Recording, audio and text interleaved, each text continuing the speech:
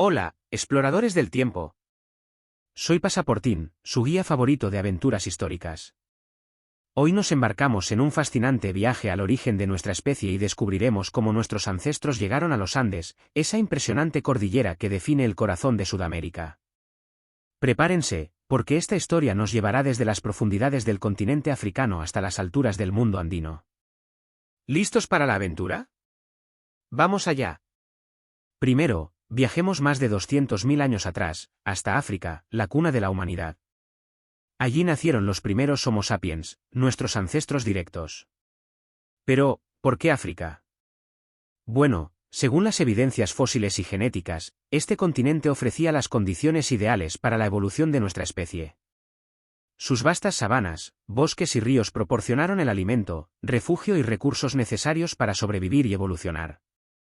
Entre los descubrimientos más importantes están los restos humanos más antiguos, como los hallados en Etiopía, que tienen más de 195.000 años de antigüedad. África no solo fue el lugar donde se formaron los primeros grupos humanos, sino también un laboratorio natural que permitió el desarrollo de habilidades cruciales para nuestra especie. Allí aprendieron a fabricar herramientas de piedra, a controlar el fuego y a trabajar en comunidades. Estas habilidades serían fundamentales para enfrentar los desafíos que encontrarían al salir de su hogar original. Así que, si alguna vez se preguntaron dónde comenzó todo, la respuesta es, en el corazón de África. Imaginen a esos primeros humanos, enfrentando cambios climáticos y periodos de escasez, tomando la decisión de explorar más allá de lo conocido. Fue un viaje impulsado por la necesidad de encontrar nuevos recursos, tierras fértiles y entornos donde prosperar. La salida de África no ocurrió de la noche a la mañana. Fue un proceso largo y complejo, marcado por pequeños avances que, con el tiempo, se transformaron en una migración global. Nuestros ancestros primero se expandieron hacia el norte, cruzaron el desierto del Sinaí y se adentraron en Asia. Allí, encontraron nuevos desafíos, como climas más fríos y ecosistemas diferentes. Pero también encontraron nuevas oportunidades, desde animales para cazar hasta plantas que podían recolectar. Fue en Asia donde la humanidad comenzó a diversificarse, adaptándose a distintos entornos y desarrollando tecnologías más avanzadas. Ahora, puede surgir la pregunta, ¿por qué no llegaron directamente desde lugares como China? Esto tiene que ver con el camino que siguieron. Desde Asia, estos grupos se desplazaron hacia el noreste, alcanzando Siberia. Y aquí es donde aparece un elemento clave de nuestra historia, el puente terrestre de Beringia. Beringia no era un puente en el sentido literal, sino una vasta extensión de tierra que conectaba Siberia con Alaska hace aproximadamente 20.000 años. Esto fue posible gracias a la última glaciación, que hizo que los niveles del mar descendieran y expusieran esta conexión. Este paso permitió que los primeros humanos llegaran al continente americano, junto con animales como mamuts y bisontes, que también cruzaron en busca de nuevas tierras.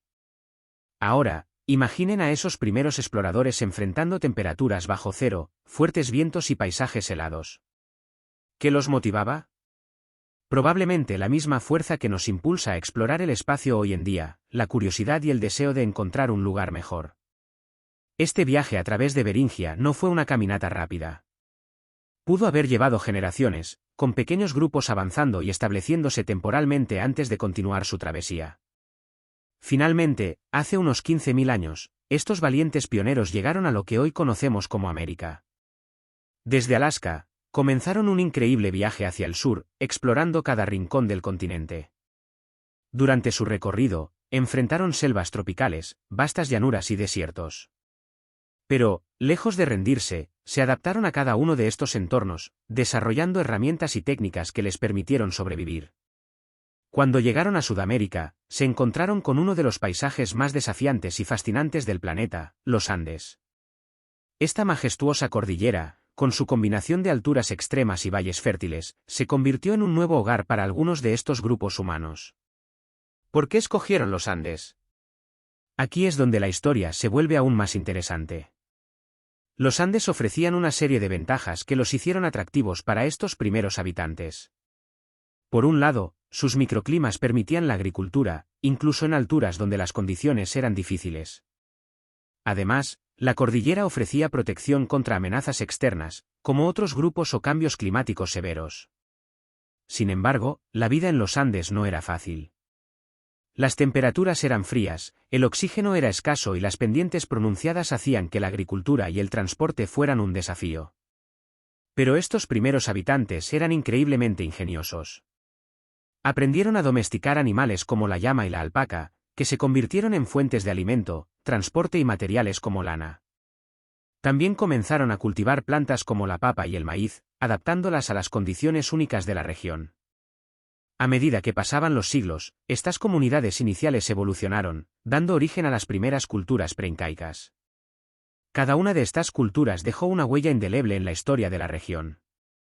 Desde Caral, la civilización más antigua de América, con sus impresionantes templos y sistemas de irrigación, hasta culturas como Chavín, Nazca y Moche, cada una de ellas perfeccionó las técnicas agrícolas, la arquitectura y el arte que sus ancestros habían comenzado. Pero más allá de las herramientas y los templos, estas culturas desarrollaron una relación especial con los Andes. Los consideraban sagrados, hogar de sus dioses y fuente de su sustento. Esta conexión espiritual con el entorno los llevó a construir impresionantes estructuras, como las líneas de Nazca o los complejos templos de Chavín de Huántar, que aún nos asombran hoy. Así que, exploradores, nuestra historia no solo nos cuenta cómo llegamos aquí, sino también cómo aprendimos a adaptarnos y prosperar en uno de los entornos más desafiantes del mundo. Desde África hasta los Andes, el viaje de la humanidad es un testimonio de nuestra curiosidad, resiliencia y capacidad para superar obstáculos. Espero que este recorrido por los orígenes de nuestros ancestros y su viaje a los Andes les haya inspirado tanto como a mí. Recuerden que la historia es el mapa que nos guía hacia nuestro futuro, y comprenderla nos ayuda a valorar de dónde venimos y hacia dónde vamos. Gracias por acompañarme en esta increíble travesía. No olviden darle like a este vídeo, compartirlo con sus amigos exploradores y suscribirse para más aventuras con Pasaportín. Nos vemos en la próxima aventura histórica. Hola, exploradores. Soy yo, Pasaportín, tu guía de aventuras históricas. Hoy viajamos en el tiempo, más de 5000 años atrás. Nos dirigimos al inicio de lo que ahora conocemos como Perú, una tierra habitada por fascinantes culturas que dejaron huellas que aún resuenan en nuestros días. Así que, ¿listos para sumergirse en un recorrido por los orígenes de las civilizaciones peruanas? Vamos allá. Primero, pongámonos en contexto. Imaginen un Perú primitivo, no había edificios modernos ni autos, solo una vasta y rica geografía. Al norte, los valles de Lambayeque y Piura, al centro, Caral en el valle de Supe, al sur, Paracas en las costas áridas de Ica. Este paisaje natural fue donde nuestros primeros pobladores empezaron a desarrollarse. Las primeras civilizaciones en Perú, conocidas como culturas preincaicas, no se concentraron en un solo lugar. Se esparcieron a lo largo de las costas, sierras y selvas, aprovechando las bondades de cada zona. Aquí no estamos hablando de una civilización cualquiera. Se trataba de pueblos que ya dominaban técnicas agrícolas avanzadas, conocimientos de astronomía y arquitectura impresionante para la época. Uno de los primeros y más destacados ejemplos es Caral, la ciudad más antigua de América, con más de 5,000 años de historia. Nos dirigimos primero a Caral, la ciudad sagrada, situada en el valle de Supe, a unos 200 kilómetros al norte de Lima. Caral fue declarada Patrimonio de la Humanidad por la UNESCO, y es famosa por sus enormes pirámides, plazas y un sistema de irrigación que les permitió cultivar en terrenos áridos. Lo impresionante es que esta civilización no conocía la cerámica, y aún así, lograron construir una de las sociedades más avanzadas de su época. Caral era un centro espiritual, donde se realizaban rituales y ceremonias que posiblemente influían en la vida diaria y las creencias de sus habitantes. La ciudad está rodeada de simbolismo y artefactos religiosos, como flautas de hueso y objetos ceremoniales. Pero, ¿qué tiene de especial Caral? Bueno, aquí es donde encontramos los primeros rastros de música, con instrumentos de viento como las antaras o flautas. Además, se cree que Caral fue una cultura pacífica, ya que no se han encontrado armas ni murallas defensivas en la zona. Impresionante, ¿verdad? Ahora nos trasladamos a Cotos, en Huánuco, una cultura que dejó su marca con el Templo de las Manos Cruzadas, una de las primeras estructuras religiosas de los Andes. Los cotos, aunque no tan grandes en número, influyeron profundamente en la espiritualidad andina. Su arquitectura y los vestigios de sus rituales pueden ser explorados en el sitio arqueológico de Cotos, donde la famosa imagen de las manos cruzadas se puede apreciar en los muros del templo. Los cotos también son conocidos por su estilo de vida agrícola, y se cree que fueron una de las primeras culturas en construir terrazas agrícolas en los Andes. Además, sus sistemas de drenaje y riego fueron avances notables para esa época. De allí, nos dirigimos al norte, hacia Chavín de Huántar, en Ancash. Esta civilización, floreciente entre el 1200 a.C. y el 200 a.C., es famosa por su complejo centro ceremonial, rodeado de laberintos subterráneos y la impresionante escultura de la cabeza clava. Chavín de Huántar fue el centro de un culto religioso que influenció gran parte de los Andes. Los dioses y rituales Chavín jugaron un papel central en la vida de las civilizaciones posteriores. El sitio de Chavín de Huántar es un lugar impresionante que sigue siendo un centro de estudio y un popular destino turístico. Además, los Chavín eran conocidos por sus avanzados conocimientos en astronomía, ya que sus construcciones parecen estar alineadas con eventos cósmicos importantes. La famosa estela de Raimondi es otro de sus legados más representativos, una piedra grabada con símbolos religiosos y mitológicos. Bajamos al sur, hacia la costa de Ica, para explorar Paracas. Esta civilización, que floreció entre el 700 a.C. y el 200 después de Cristo, es conocida por sus textiles y sus impresionantes prácticas de momificación. Las momias de cráneos alargados son uno de los rasgos más distintivos de esta cultura, que practicaba rituales complejos relacionados con la muerte y el más allá. Los textiles Paracas, que cuentan con una increíble variedad de colores y complejidad, son famosos por su perfección.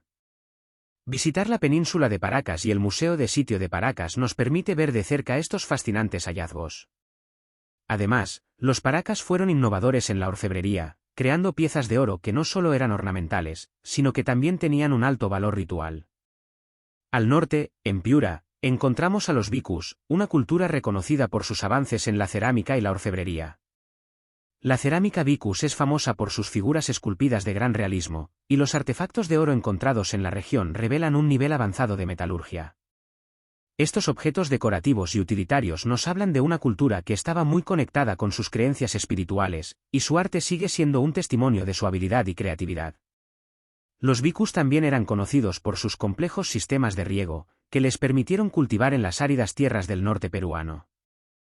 En el norte de Perú, en las regiones de Trujillo y Chiclayo, floreció la civilización moche, que se destacó por sus majestuosas pirámides como la Huaca del Sol y la Huaca de la Luna.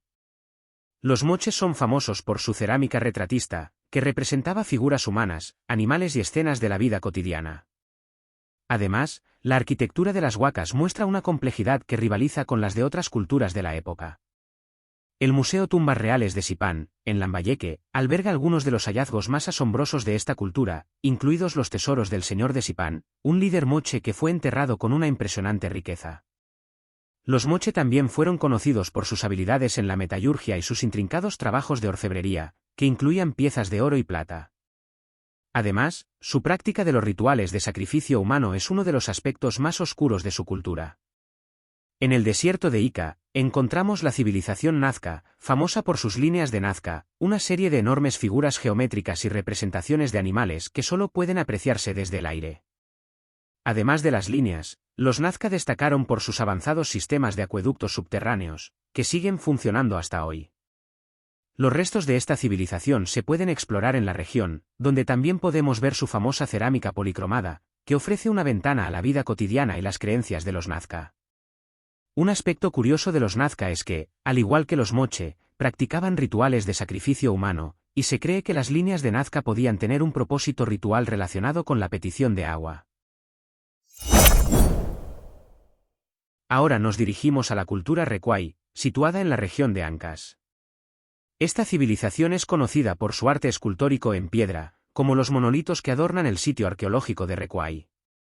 Los recuyas crearon impresionantes figuras y rostros humanos que representan tanto a sus dioses como a sus guerreros. Su arte y arquitectura en piedra siguen siendo un testimonio del alto nivel cultural de esta sociedad.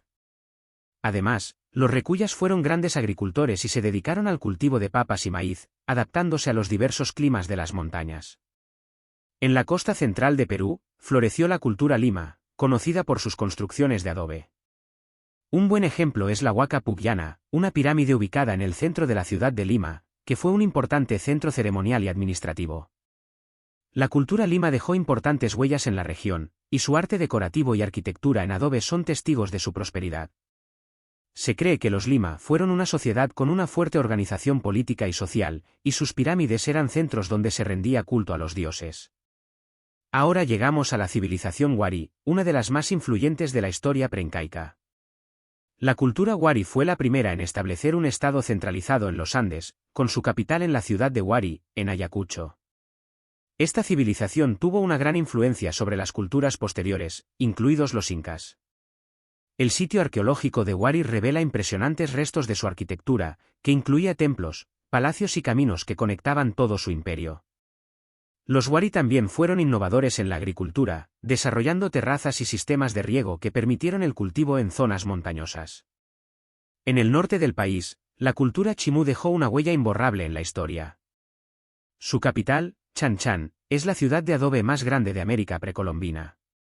La civilización chimú es conocida por su habilidad en la metalurgia, especialmente en la producción de objetos de oro y plata, y por su arquitectura monumental.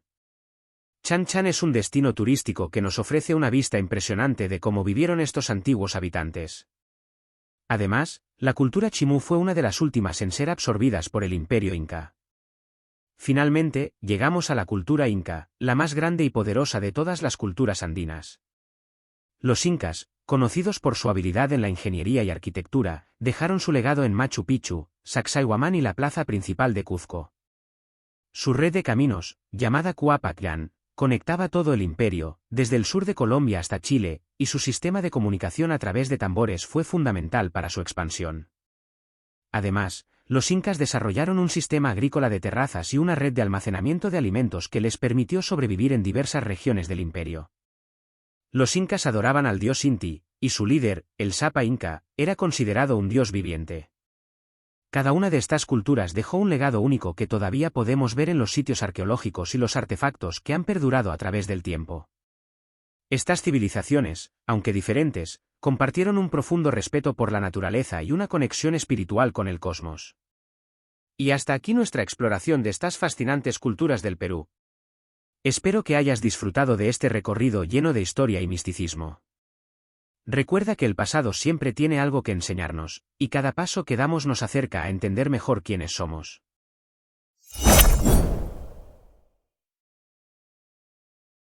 Hola, exploradores del tiempo. Soy Pasaportín, su guía de confianza para recorrer los caminos de la historia. Hoy viajaremos a lo largo de los majestuosos Andes para descubrir uno de los imperios más fascinantes y enigmáticos del mundo, el Imperio Inca. Prepárense para una aventura llena de asombro, mientras exploramos su legado, sus increíbles construcciones y cómo podemos visitarlas hoy en día. Abróchense los cinturones, porque esta historia comienza ahora. El Imperio Inca, conocido como el Tahuantinsuyo, fue la civilización más extensa de América precolombina y abarcó lo que hoy conocemos como Perú, Ecuador, Bolivia, parte de Colombia, Argentina y Chile. Su nombre, Tahuantinsuyo, significa las 4 regiones unidas en quechua, la lengua oficial del imperio, y refleja la organización de su vasto territorio. Fundado en el siglo XIII, su capital fue Cusco, una ciudad que aún hoy sigue siendo el corazón del legado incaico. Los incas no solo eran conquistadores hábiles, sino también excelentes administradores y arquitectos. La red de caminos que construyeron, conocida como el Cuapacán, conectaba todo el imperio y permitía la comunicación y el transporte entre los pueblos más alejados. Este sistema de más de 40.000 kilómetros de caminos pavimentados fue una obra maestra de ingeniería que incluso hoy en día asombra a los expertos. Hablemos ahora de las construcciones más representativas de los incas, esas maravillas arquitectónicas que siguen desafiando el paso del tiempo. Empecemos con Machu Picchu, el sitio arqueológico más famoso del Perú y una de las 7 maravillas del mundo moderno. Ubicada a más de 2.400 metros sobre el nivel del mar, esta ciudadela fue construida en el siglo XV por orden del Inca Pachacútec. Aunque su propósito exacto sigue siendo un misterio, muchos creen que fue un lugar de retiro espiritual, una residencia real o un centro de observación astronómica. Machu Picchu es un lugar que te dejará sin palabras, con sus terrazas agrícolas, templos y la icónica estructura conocida como la Casa del Guardián, desde donde se obtiene la vista más famosa de la ciudadela. Otro lugar impresionante que puedes visitar es Sacsayhuamán, una fortaleza ceremonial ubicada en Cusco. Este sitio destaca por sus enormes bloques de piedra perfectamente encajados, algunos de los cuales pesan más de 100 toneladas. Nadie sabe exactamente cómo los incas lograron mover y ensamblar estas piedras con tanta precisión sin el uso de herramientas de hierro ni tecnología moderna. Además de su función defensiva, se cree que Sacsayhuamán era un lugar de festivales y ceremonias religiosas, lo que lo convierte en un punto clave para entender la vida incaica. No podemos dejar de mencionar Ollantaytambo, un complejo arqueológico ubicado en el Valle Sagrado de los Incas. Este sitio fue tanto una fortaleza militar como un centro religioso y agrícola. Sus terrazas escalonadas, diseñadas para la agricultura en pendientes empinadas, son una muestra del ingenio inca. Desde Ollantaytambo también se pueden apreciar los caminos que conducen a Machu Picchu, lo que hace que este lugar sea una parada obligatoria para los viajeros que buscan conocer a fondo el legado incaico. Otro destino fascinante es Pisac, conocido por sus terrazas agrícolas y su mercado tradicional.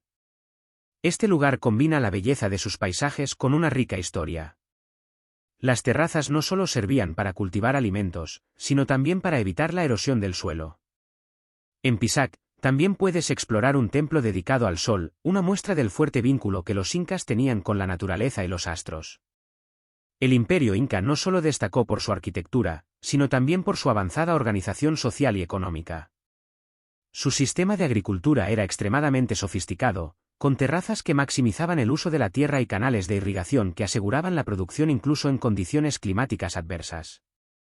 Cultivos como la papa, el maíz y la quinoa eran la base de su alimentación y siguen siendo fundamentales en la dieta andina actual. Además, los incas eran maestros en la observación astronómica. Construyeron templos como el Coricancha, dedicado al dios Sol, que fue el centro espiritual y religioso del Tahuantinsuyo. Este templo estaba cubierto de oro, reflejando la importancia del sol como deidad principal. Aunque gran parte del oro fue saqueado por los conquistadores españoles, el Coricancha sigue siendo un lugar impresionante para visitar. Allí puedes ver cómo los incas alinearon sus estructuras con precisión para marcar los solsticios y equinoccios, algo que demuestra su profundo conocimiento del cosmos. El imperio inca no solo destacó por su impresionante organización social y arquitectónica, sino también por su profunda conexión espiritual con el cosmos y la naturaleza. Esta civilización tenía una cosmovisión que iba mucho más allá de lo terrenal. Para los incas, cada elemento de su entorno, las montañas, los ríos, las estrellas, estaba vivo y poseía un espíritu que influía directamente en sus vidas. Esta relación sagrada se reflejaba en sus prácticas religiosas, muchas de las cuales incluían sacrificios y rituales destinados a mantener el equilibrio entre los hombres y los dioses. Los sacrificios eran una parte esencial de la espiritualidad inca. El más conocido es el Capacocha, un ritual en el que se ofrecían niños a los dioses, considerados los más puros de la sociedad. Estos niños eran cuidadosamente seleccionados por su perfección física y linaje, y el sacrificio era visto como un honor tanto para ellos como para sus familias. Antes del ritual, se realizaban grandes ceremonias en lugares sagrados, como montañas, que los incas creían que eran apus o guardianes espirituales. Se han encontrado restos de estos sacrificios en lugares como el volcán Ampato, en Arequipa, donde fue hallada la famosa Dama de Ampato o Juanita, una momia congelada que muestra el nivel de detalle y respeto con el que se realizaban estos actos. La conexión de los incas con lo astral era igualmente impresionante. Ellos eran expertos en astronomía y veían las estrellas como entidades divinas que guiaban sus vidas. Los incas dividían el cielo en chacanas o puentes cósmicos que conectaban el mundo humano con el espiritual. Muchas de sus construcciones, como el Coricancha en Cusco y Machu Picchu, están alineadas con precisión con fenómenos astronómicos como los solsticios y equinoccios. Esta alineación no era casual, sino una forma de sincronizarse con las fuerzas del universo. Además, estudiaban constelaciones oscuras, formadas por las sombras entre las estrellas, como el Yutu o Tinamú, que era un ave sagrada para ellos. En cuanto a sus prácticas chamánicas, aunque no existen registros directos de que los incas usaran la ayahuasca como parte de sus rituales, es posible que hayan tenido acceso a ella, ya que esta planta tiene raíces profundas en la Amazonía, una región que también formaba parte de su imperio. La ayahuasca, una mezcla de plantas con propiedades alucinógenas, ha sido utilizada por culturas amazónicas durante miles de años para conectarse con lo divino y obtener visiones espirituales. Los incas, con su capacidad de absorción cultural, probablemente habrían reconocido su importancia, y quizá, incorporado algo similar en sus prácticas. Para el Tahuantinsuyo, la hoja de coca era más que una planta, era un vínculo sagrado entre los hombres, los apus, espíritus de las montañas, y los dioses. Los incas la consideraban un regalo divino, otorgado por los dioses para aliviar el cansancio, calmar el hambre y fortalecer el espíritu en las arduas jornadas. Durante las ceremonias, los sacerdotes seleccionaban las hojas más perfectas y las ofrecían a Pachamama, enterrándolas en la tierra como un acto de gratitud. También la quemaban en ofrendas al dios Sol, el gran Inti, mientras recitaban plegarias para pedir protección y cosechas abundantes. En los rituales de adivinación, los sabios consultaban la disposición de las hojas arrojadas al suelo, interpretando sus patrones como mensajes divinos. Para los incas, masticar coca no solo era un acto cotidiano, sino un puente hacia lo espiritual, un símbolo de unión entre el hombre y el cosmos. Los rituales de los incas no solo buscaban la conexión con sus dioses, sino también con la Pachamama, la Madre Tierra, que para ellos era la fuente de toda vida. Los incas realizaban ofrendas como hojas de coca, maíz y chicha, una bebida sagrada, para agradecer por las cosechas y pedir protección.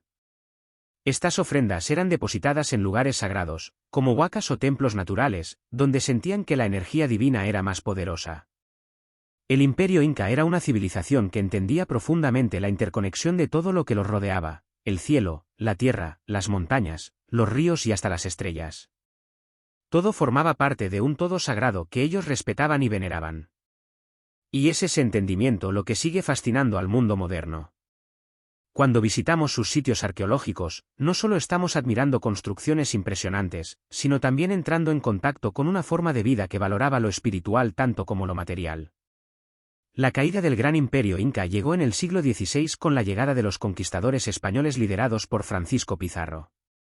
A pesar de su resistencia, los incas no pudieron contra las enfermedades traídas por los europeos, como la viruela, ni contra la superioridad militar de los españoles. Sin embargo, su legado perdura en la cultura, las tradiciones y los impresionantes sitios arqueológicos que podemos explorar hoy en día. Viajar a Perú y descubrir estos lugares es más que una experiencia turística, es un viaje en el tiempo que te conecta con la grandeza de una civilización que dejó una huella imborrable en la historia de la humanidad. Al caminar por los caminos del Cuapacllán, al admirar las construcciones en Machu Picchu o al contemplar la perfección de Sacsayhuamán, uno no puede evitar maravillarse con la creatividad, la habilidad y la resiliencia de los incas. Así que, exploradores, si alguna vez tienen la oportunidad de contemplar el cielo nocturno desde un lugar sagrado como Machu Picchu o el Valle Sagrado de los Incas, recuerden que están mirando el mismo firmamento que guió a esta gran civilización.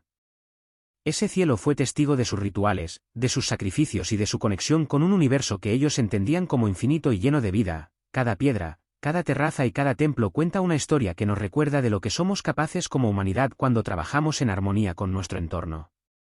Espero que hayan disfrutado este recorrido por el Imperio Inca tanto como yo disfruté narrarlo. Si les gustó este vídeo, no olviden darle like, compartirlo con sus amigos y suscribirse al canal para más aventuras con Pasaportín. Nos vemos en la próxima expedición, exploradores.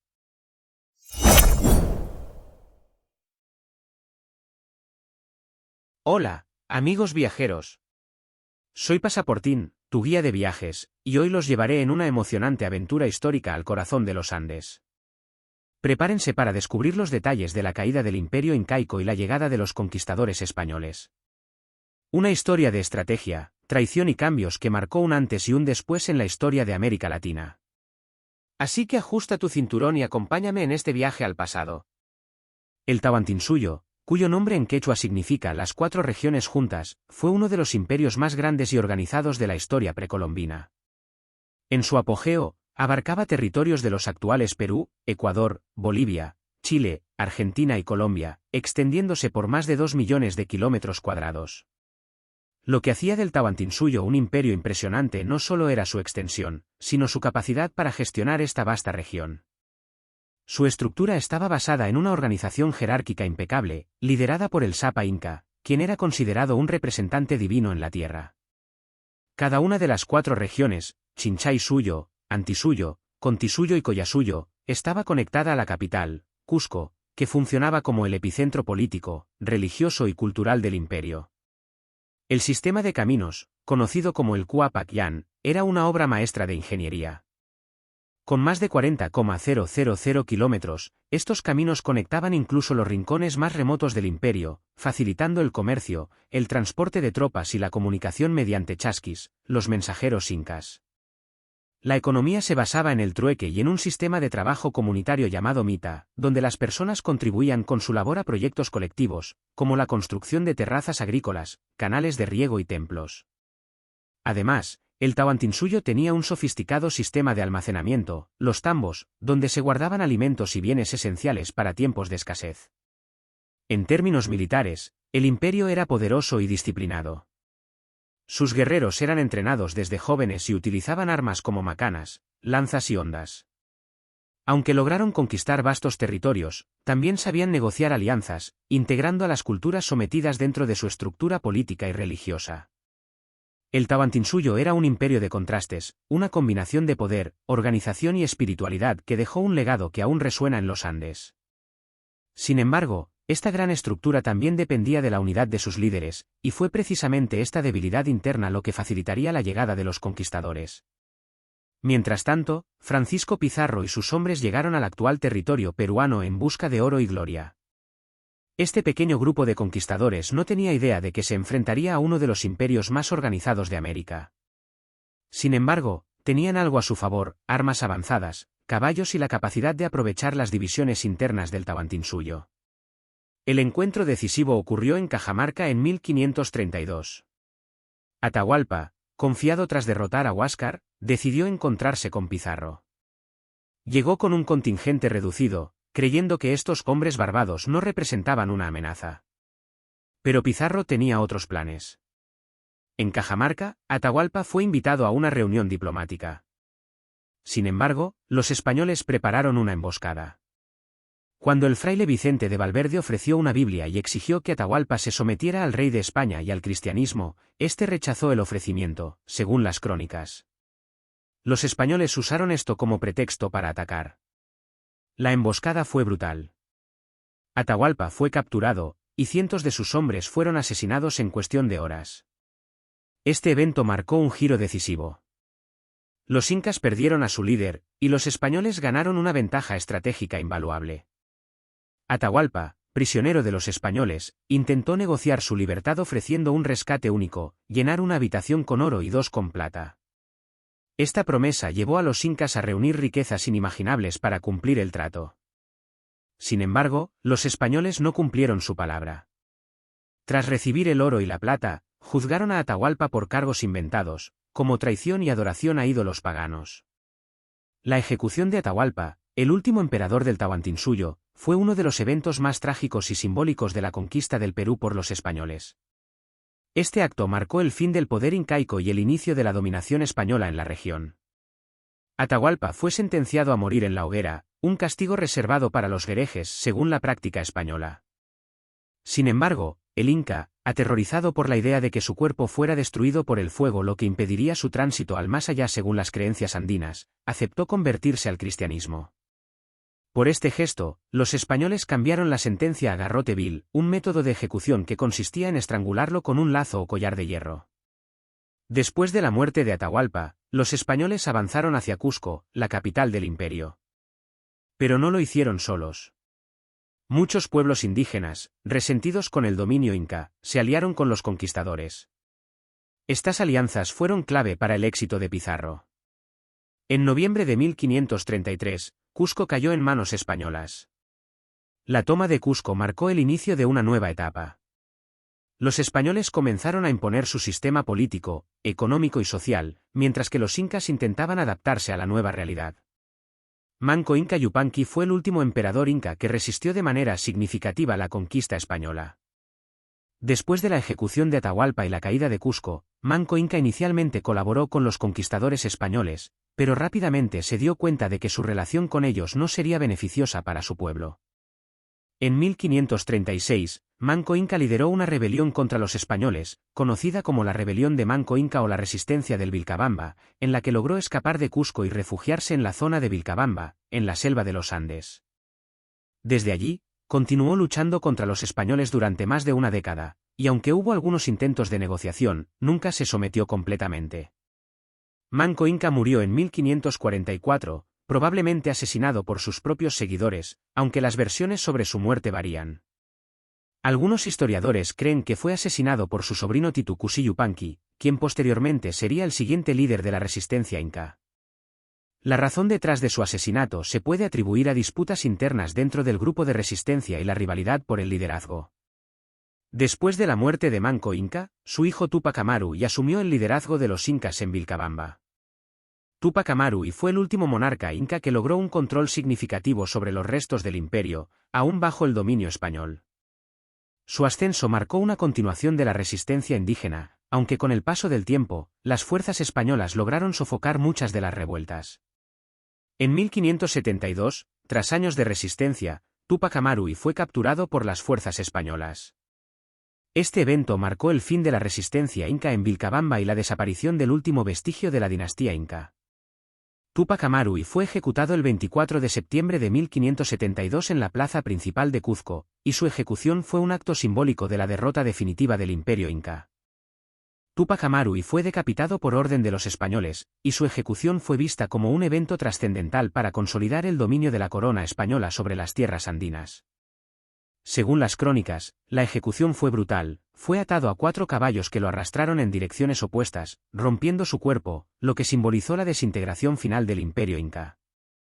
Tras su muerte, el título de Tupac Amaru pasó a su descendencia, y a lo largo de los siglos posteriores, el nombre de Tupac Amaru se convirtió en símbolo de resistencia indígena contra la opresión colonial, especialmente durante las revueltas del siglo XVIII, cuando un descendiente suyo, Tupac Amaru II, encabezó una de las rebeliones más importantes contra el dominio español en el Perú. La figura de Manco Inca, y sobre todo, la de Tupac Amaru, sigue siendo muy relevante en la historia del Perú y América Latina, especialmente como símbolo de la resistencia indígena y de la lucha por la autonomía frente a la colonización europea. La conquista trajo cambios profundos. Millones de indígenas murieron debido a enfermedades, explotación y conflictos. El sistema político incaico fue desmantelado, y el orden social impuesto por los españoles transformó la región para siempre. Pero no todo fue pérdida. El legado incaico sigue vivo en sus monumentos, su idioma quechua y las tradiciones que sobreviven hasta hoy. Las historias de resistencia, como las de Manco Inca y Vilcabamba, son un recordatorio de la fortaleza y la adaptabilidad de los pueblos andinos. La caída del Tahuantinsuyo no es solo una historia de derrota, sino también de transformación. Es un capítulo que nos invita a reflexionar sobre el impacto del choque de culturas y la capacidad de los seres humanos para resistir y adaptarse. Y hasta aquí nuestro viaje al pasado. Si te gustó este recorrido histórico, no olvides darle like, suscribirte al canal y activar la campanita para no perderte nuestras próximas aventuras. Soy Pasaportín, tu guía de viajes, y nos vemos en el próximo vídeo. ¡Hasta pronto, viajeros! Bienvenidos a este nuevo vídeo de Pasaportín, tu fiel guía de viajes e historia. Hoy exploraremos qué ocurrió en el Perú después de la caída del gran imperio incaico. Si alguna vez te has preguntado cómo cambió la historia del Perú tras la llegada de los conquistadores españoles, este vídeo es para ti. Así que ajusta tu mochila, porque vamos a emprender este viaje al pasado para entender cómo se transformó el Perú en la era colonial. Con la ejecución de Atahualpa en 1533, el imperio incaico llegó a su fin como la gran potencia que había dominado los Andes. Pero este fue solo el principio de un proceso de transformación y resistencia que marcó profundamente la historia del Perú. Francisco Pizarro y sus hombres tomaron Cusco, la capital del Tahuantinsuyo, en noviembre de 1533, consolidando su dominio militar y simbólico sobre los territorios incas. Cusco, que había sido el corazón del imperio, se convirtió en una ciudad bajo control español, y los conquistadores comenzaron a imponer nuevas estructuras de poder. Sin embargo, la conquista no fue un proceso inmediato ni pacífico. Los incas no se rindieron fácilmente. En 1536, Manco Inca Yupanqui, quien había sido colocado como líder bajo el control español, se rebeló y organizó un asedio a Cusco que duró más de 10 meses. Aunque la resistencia fue feroz, los españoles lograron mantener el control gracias a sus armas superiores y a los refuerzos que llegaron desde la costa. Tras esta derrota, Manco Inca se retiró a Vilcabamba, donde estableció el último bastión de resistencia inca. Este estado incaico independiente subsistió hasta 1572, cuando los españoles capturaron y ejecutaron a Tupac Amaru, y el último soberano de Vilcabamba. Con la caída definitiva de Vilcabamba, el control español sobre el territorio del antiguo Tahuantinsuyo quedó consolidado. Pero, ¿qué significó esto para el pueblo andino? La llegada de los españoles trajo consigo un cambio radical en todos los aspectos de la vida, desde la economía y la organización social hasta la religión y la cultura. Uno de los cambios más evidentes fue la imposición del sistema de encomiendas. Los conquistadores recibieron grandes extensiones de tierra y el derecho de usar a los habitantes locales como mano de obra. A cambio, se suponía que los encomenderos debían proteger y evangelizar a los indígenas, pero en la práctica esto derivó en abusos y explotación. Muchos pueblos indígenas fueron desplazados de sus tierras ancestrales y obligados a trabajar en condiciones extremadamente duras, especialmente en las minas de plata, como las del Cerro Rico de Potosí. Otro lugar emblemático fue la mina de Santa Bárbara, conocida como la Mina de la Muerte. Ubicada en Huancavelica, esta mina fue una de las principales fuentes de mercurio del Imperio Español, un elemento esencial para la extracción de plata. Las condiciones laborales en Santa Bárbara eran terribles. Los indígenas obligados a trabajar allí enfrentaban jornadas extenuantes, el contacto constante con mercurio tóxico y la amenaza constante de derrumbes. Se dice que miles perdieron la vida en esta mina, y las leyendas locales cuentan que los gritos de los trabajadores aún pueden escucharse en las noches, como un recordatorio de las injusticias de aquella época. La extracción de plata y mercurio fue uno de los pilares de la economía colonial. Potosí y Huancavelica, aunque hoy están separados por fronteras nacionales, formaban parte del Virreinato del Perú y contribuyeron significativamente a las arcas de la corona española. Los indígenas eran obligados a trabajar en el sistema de mita, una forma de trabajo forzado basada en una institución prehispánica que los españoles adaptaron para sus propios intereses. Este sistema tuvo un impacto devastador en las comunidades andinas, causando un descenso significativo en la población debido a las duras condiciones de trabajo, las enfermedades y el hambre. En el plano político, la administración española reorganizó el territorio en el Virreinato del Perú, establecido en 1542 con Lima como su capital. Lima, conocida como la Ciudad de los Reyes, se convirtió en el centro del poder colonial en Sudamérica. Desde allí, los virreyes gobernaron en nombre de la corona española, supervisando la extracción de recursos y el comercio con Europa.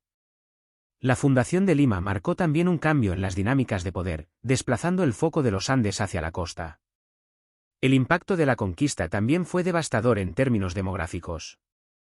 Las enfermedades traídas por los europeos, como la viruela, el sarampión y la gripe, diezmaron a la población indígena, que no tenía inmunidad contra estos males. Se estima que en el siglo posterior a la llegada de los españoles, la población indígena se redujo en más del 80%, una tragedia que cambió para siempre la composición demográfica de la región. La historia del Perú colonial puede dividirse en varios periodos hasta llegar a los albores de la independencia. Primero, la etapa de conquista y consolidación, 1532 a 1572, marcada por la caída de Vilcabamba y el establecimiento del virreinato. En esta etapa, el control español se afianzó con la creación de instituciones coloniales, pero también enfrentó constantes rebeliones de los pueblos originarios. El segundo periodo fue el auge y la consolidación del sistema colonial, siglos XVI-XVII. Durante este tiempo, la economía del virreinato se basó en la minería y la agricultura, con Potosí y Huancavelica como sus grandes centros de producción. Las ciudades crecieron alrededor de estas actividades, y se establecieron instituciones religiosas y educativas que reforzaron la dominación cultural española. El tercer periodo corresponde a las reformas borbónicas en el siglo XVIII. Estas reformas fueron implementadas por los reyes de la dinastía Borbón con el objetivo de modernizar y centralizar el control de las colonias.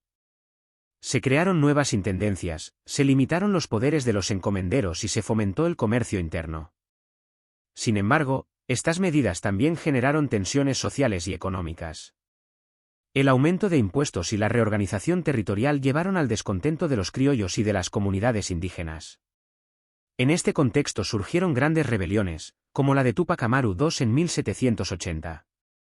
Túpac Amaru II, descendiente directo de los incas, lideró una de las rebeliones indígenas más significativas contra el dominio español. La rebelión comenzó en Tinta, cerca de Cusco, y se extendió rápidamente por gran parte del sur del virreinato. Este movimiento no solo buscaba la abolición de la mita y otras formas de explotación, sino también la reivindicación de los derechos de los indígenas y la restauración de un gobierno autóctono. Sin embargo, la rebelión de Túpac Amaru II terminó en una tragedia. Tras varios meses de lucha, las fuerzas españolas lograron capturarlo. Fue ejecutado de manera brutal en la Plaza de Armas de Cusco en 1781, un evento que marcó profundamente la historia del Perú y encendió la llama de futuras luchas por la independencia. A pesar de su derrota, Túpac Amaru II se convirtió en un símbolo de resistencia y justicia para los pueblos oprimidos.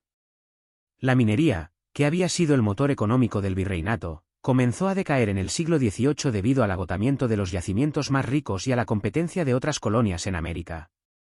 Las reformas borbónicas intentaron reactivar esta industria, pero los cambios llegaron demasiado tarde para revertir la crisis económica que ya se perfilaba en el virreinato. Durante esta época también se consolidaron importantes leyendas que se entrelazan con los eventos históricos. Una de ellas cuenta que las riquezas extraídas de las minas, especialmente las de Potosí y Santa Bárbara, están malditas debido al sufrimiento de quienes las trabajaron. Otra leyenda popular narra que algunos indígenas lograron esconder grandes tesoros de los españoles, tesoros que, según se dice, permanecen ocultos en cuevas secretas y protegidos por espíritus ancestrales. En los últimos años del periodo colonial, la influencia de las ideas de la Ilustración y los movimientos independentistas en otras partes del continente comenzaron a resonar en el Perú. La Revolución Americana en 1776, la Revolución Francesa en 1789 y la independencia de Haití en 1804 inspiraron a los criollos y mestizos peruanos, quienes veían con descontento el control estricto que España ejercía sobre sus colonias. Este descontento fue exacerbado por las restricciones comerciales, los altos impuestos y las pocas oportunidades de poder político para los criollos. El siglo XIX trajo consigo un cambio definitivo. En 1808, la invasión napoleónica a España debilitó el control de la corona sobre sus territorios en América. Esto abrió las puertas a una serie de movimientos independentistas en todo el continente, que culminarían en el caso del Perú con la llegada de José de San Martín y la proclamación de la independencia en 1821, seguida de la consolidación de la misma bajo el liderazgo de Simón Bolívar en 1824. El Perú, después de casi 3 siglos bajo dominio español, comenzó a forjar su propia identidad como una nación independiente. Pero esa es una historia para otro vídeo. Gracias por acompañarnos en este recorrido por la historia del Perú colonial. Si te gustó este vídeo, no olvides suscribirte al canal de Pasaportín, darle like y activar la campanita para más contenido como este. Hasta la próxima aventura histórica. Hola, aventureros de la historia. Soy Pasaportín, tu guía favorito en este emocionante viaje al pasado. Hoy nos adentraremos en uno de los capítulos más significativos de nuestro querido Perú, su independencia. Pero antes de hablar del glorioso momento en que el Perú se libró del dominio español, necesitamos entender un poco el contexto que llevó a este punto crucial. Así que, sin más preámbulos, abróchense los cinturones y viajemos juntos al pasado. La independencia no ocurrió de la noche a la mañana. Fue el resultado de siglos de explotación, desigualdad y resistencia. Durante la época colonial, el Virreinato del Perú fue uno de los principales centros de poder de la corona española en América.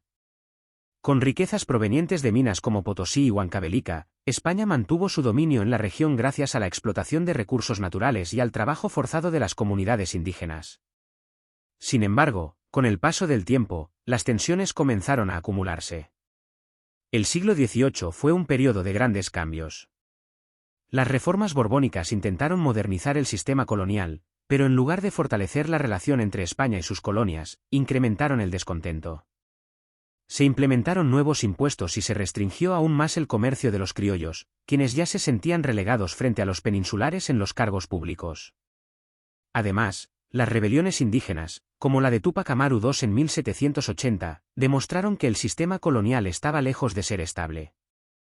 Aunque la rebelión fue brutalmente sofocada, dejó una huella profunda en la sociedad peruana y en el imaginario colectivo. Por otro lado, en Europa, los eventos también comenzaban a sacudir los cimientos del Imperio español. La invasión napoleónica a España en 1808 debilitó la autoridad de la corona, lo que inspiró a varias colonias a buscar autonomía. En Sudamérica, movimientos independentistas comenzaron a surgir, liderados por figuras como Simón Bolívar y José de San Martín. Y aunque al principio el Perú se mantuvo como un bastión leal a España, la llegada de estos líderes cambiaría el destino del país para siempre. En 1820, el general José de San Martín llegó a la costa del Perú con la Expedición Libertadora, compuesta por tropas provenientes de Argentina y Chile. San Martín tenía un objetivo claro: liberar al Perú, considerado el centro del poder español en Sudamérica. Para ello, desembarcó en Paracas y luego ocupó Pisco, donde estableció su base de operaciones. Desde allí, inició negociaciones con las autoridades virreinales, pero las conversaciones no lograron avances significativos. San Martín entendió que la independencia debía contar con el apoyo del pueblo peruano. Por ello, avanzó hacia Lima, donde logró generar un ambiente de presión y entusiasmo. El virrey José de la Serna, viendo que su posición era insostenible, abandonó la ciudad y se retiró a la sierra con sus tropas. Así, el 28 de julio de 1821, San Martín proclamó la independencia del Perú en la Plaza de Armas de Lima con las memorables palabras: «El Perú es, desde este momento, libre e independiente, por la voluntad general de los pueblos y por la justicia de su causa que Dios defiende». Sin embargo, la independencia no se consolidó en ese momento. Aunque Lima estaba bajo control patriota, gran parte del territorio peruano seguía siendo leal a España. El virrey y sus tropas aún representaban una amenaza considerable, especialmente en la sierra. Por esta razón, se necesitaba un esfuerzo militar conjunto para asegurar la libertad definitiva. En 1823, San Martín dejó el Perú tras un encuentro histórico con Simón Bolívar en Guayaquil, donde discutieron el futuro de la independencia sudamericana. Bolívar asumió la responsabilidad de continuar la lucha en el Perú. Con el apoyo de tropas colombianas, llegó al país y tomó el liderazgo de la causa patriota. Simón Bolívar afianzó la independencia del Perú tras la decisiva batalla de Ayacucho, librada el 9 de diciembre de 1824. En esta batalla, el ejército patriota, liderado por Antonio José de Sucre, comandante bajo las órdenes de Bolívar, derrotó a las fuerzas realistas comandadas por el virrey José de la Serna, lo que significó el colapso del poder español en Sudamérica. Esta victoria selló la independencia no solo del Perú, sino también de gran parte de América del Sur.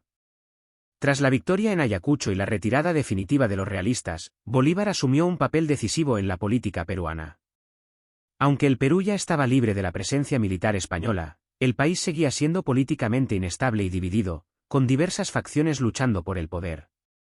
Bolívar asumió la presidencia de la República del Perú en 1824, después de haber sido invitado por los patriotas peruanos a tomar el control político del país.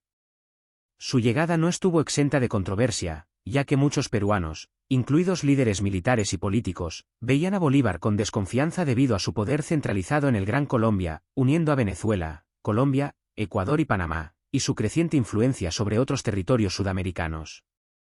Bolívar, al asumir la presidencia del Perú, intentó consolidar la independencia y establecer un gobierno republicano, pero su enfoque autoritario y la presión de las divisiones internas en el país generaron conflictos.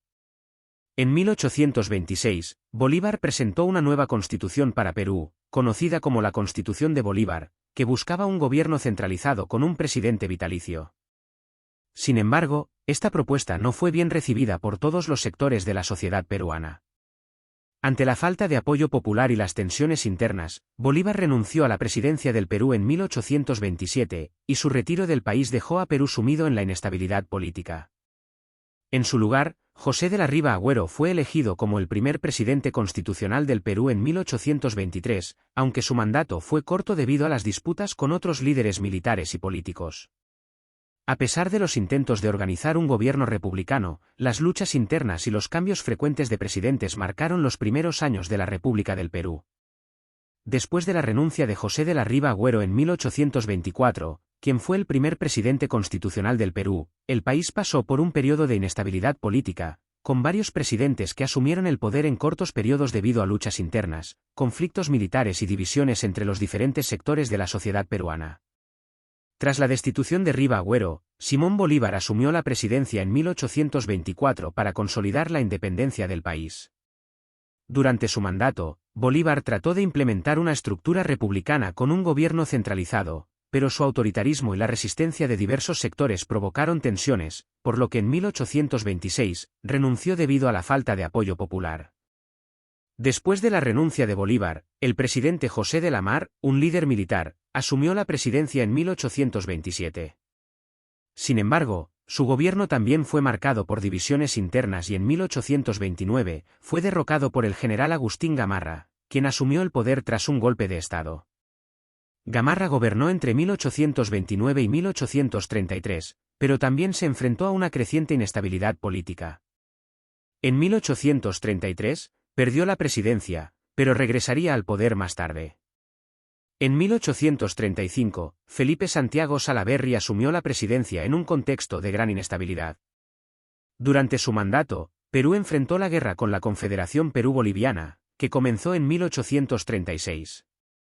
En 1836, Salaverry fue derrotado por las fuerzas de la Confederación, y el país se dividió en dos, la República Peruana y la Confederación Perú-Boliviana. La Confederación Perú-Boliviana fue una unión política y militar que existió entre 1836 y 1839, formada por las regiones del sur de Perú, Bolivia y el norte de Chile. Esta confederación fue instaurada por el líder boliviano Andrés de Santa Cruz, quien, tras haber asumido el poder en Bolivia, intentó expandir su influencia sobre el Perú. Santa Cruz logró conquistar el sur de Perú y estableció un gobierno centralizado con él mismo como protector supremo tanto de Bolivia como de la Confederación. La creación de la Confederación Perú-Boliviana fue vista como una amenaza por las élites peruanas, que temían la anexión del país a Bolivia y la centralización del poder en manos de Santa Cruz. Ante esta situación, varios países sudamericanos, entre ellos Chile y los gobiernos peruanos del norte, se aliaron para derrotar a la Confederación. La guerra culminó con la batalla de Yungay en 1839, donde las fuerzas confederadas de Santa Cruz fueron derrotadas por una coalición de fuerzas peruanas y chilenas bajo el mando de Ramón Castilla y el general chileno Manuel Bulnes.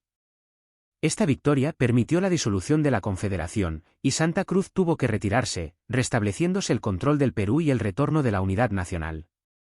Tras la disolución de la Confederación, Ramón Castilla asumió la presidencia en 1845 y su gobierno es considerado uno de los más estables y constructivos de la historia temprana del Perú republicano.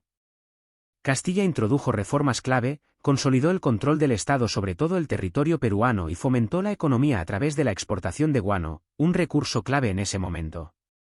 Bajo su liderazgo, Perú experimentó una relativa paz y orden, y la estabilidad política y económica del país comenzó a cimentarse. A pesar de que los desafíos políticos no desaparecieron por completo, el gobierno de Ramón Castilla, que duró hasta 1851, marcó el comienzo de una etapa de modernización y prosperidad para Perú en la segunda mitad del siglo XIX. Luego del gobierno de Ramón Castilla, que dejó un legado importante en el desarrollo económico y modernización del Perú, el país entró nuevamente en un ciclo de inestabilidad política con alternancia de líderes y conflictos internos.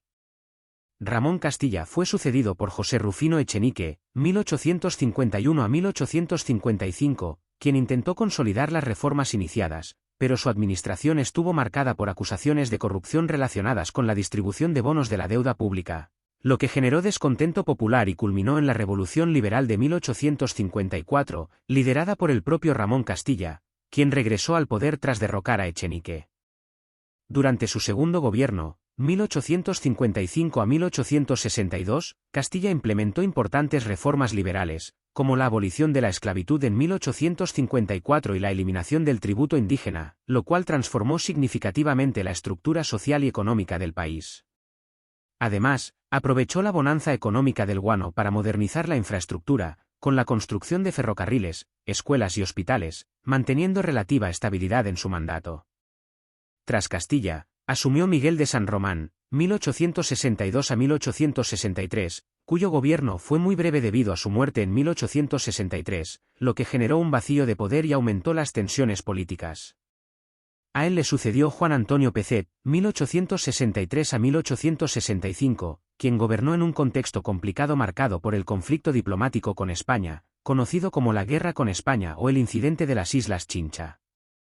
España, que no había reconocido formalmente la independencia del Perú, ocupó en 1864 las Islas Chincha, una de las principales fuentes de guano del país, y Pezet fue criticado duramente por aceptar un tratado considerado humillante, lo que provocó una gran oposición interna.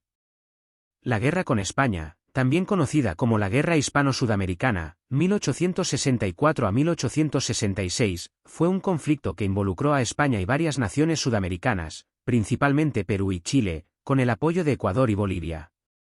Este conflicto tuvo como origen las tensiones entre España y sus antiguas colonias sudamericanas, que, aunque independientes desde décadas atrás, no habían sido reconocidas plenamente por España. La situación se agravó cuando España intentó reafirmar su influencia en la región, generando resistencia en los países sudamericanos. El conflicto comenzó en 1864 cuando una flota española, comandada por el almirante Luis Hernández Pinzón, ocupó las Islas Chincha, ubicadas frente a la costa peruana. Estas islas eran la principal fuente de guano, un recurso estratégico y vital para la economía peruana en esa época. España utilizó como pretexto la exigencia de una indemnización por supuestas agresiones contra ciudadanos españoles en Perú, pero en realidad, la ocupación fue vista como un acto de fuerza y presión diplomática. El entonces presidente peruano Juan Antonio Pezet optó por negociar con España y firmó el Tratado Vivanco-Pareja en 1865, un acuerdo que muchos consideraron humillante porque no exigía la retirada inmediata de las fuerzas españolas ni defendía adecuadamente la soberanía peruana. Esto generó un gran descontento en el país. El rechazo al tratado desató una rebelión liderada por el coronel Mariano Ignacio Prado, quien derrocó a Pezet en 1865 y asumió el poder. Prado, apoyado por la población y el Congreso, declaró formalmente la guerra a España, marcando el inicio del conflicto abierto. Perú recibió el respaldo de Chile, Ecuador y Bolivia, quienes vieron en la ocupación española una amenaza a la soberanía de toda la región. El momento culminante de la guerra fue la Batalla del Callao, librada el 2 de mayo de 1866. La flota española, bajo el mando del almirante Casto Méndez Núñez, lanzó un intenso bombardeo contra el puerto del Callao, uno de los principales puntos estratégicos del Perú. La defensa peruana estuvo a cargo de Mariano Ignacio Prado y contó con la participación de héroes como el comandante José Gálvez, quien organizó la resistencia artillera. El puerto estaba protegido con baterías de cañones instaladas en puntos estratégicos, torres defensivas y trincheras. Durante el bombardeo, las fuerzas peruanas resistieron valientemente. A pesar de la potencia de fuego española, los defensores lograron infligir daños significativos a la flota enemiga. El comandante José Gálvez murió heroicamente cuando una explosión destruyó la torre donde dirigía la defensa, convirtiéndose en un símbolo de la resistencia peruana. Tras horas de combate, la flota española no logró doblegar la defensa del puerto y se vio obligada a retirarse, dejando al Callao en manos de los peruanos. La Batalla del Callao fue un hito importante, ya que demostró la capacidad de las naciones sudamericanas para defender su soberanía frente a potencias europeas. La retirada de la flota española puso fin a la guerra, consolidando la independencia y el orgullo nacional en Perú y en el resto de Sudamérica. Para España, el conflicto fue costoso y sin resultados claros, por lo que abandonó definitivamente sus intentos de influencia en la región. La fecha del 2 de mayo quedó grabada en la historia del Perú como un símbolo de heroísmo y resistencia nacional. En honor a los defensores del Callao, se erigieron monumentos conmemorativos y la fecha fue declarada día festivo nacional. La batalla reafirmó el espíritu patriótico del pueblo peruano y selló el fin de una época en la que España buscó retomar control sobre sus antiguas colonias. La fortaleza del Real Felipe jugó un papel clave en la Batalla del Callao el 2 de mayo de 1866 durante la guerra con España. Esta imponente fortificación, ubicada en el puerto del Callao, fue un punto estratégico en la defensa del Perú frente al bombardeo de la flota española. La fortaleza del Real Felipe fue construida en el siglo XVIII, durante el Virreinato del Perú, por orden de la corona española. Su construcción inició en 1747, como respuesta a los constantes ataques de piratas y corsarios que asolaban el puerto del Callao, uno de los más importantes de Sudamérica en esa época. La fortaleza tenía como misión principal proteger la costa peruana y garantizar el control español sobre el comercio en el Océano Pacífico.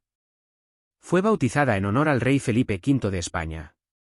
Su estructura imponente está compuesta por muros de piedra, baluartes y torreones diseñados para soportar bombardeos y albergar artillería pesada. Entre sus partes más destacadas se encuentran la Torreón del Rey y la Torreón de la Reina, que servían como puntos de vigilancia y defensa.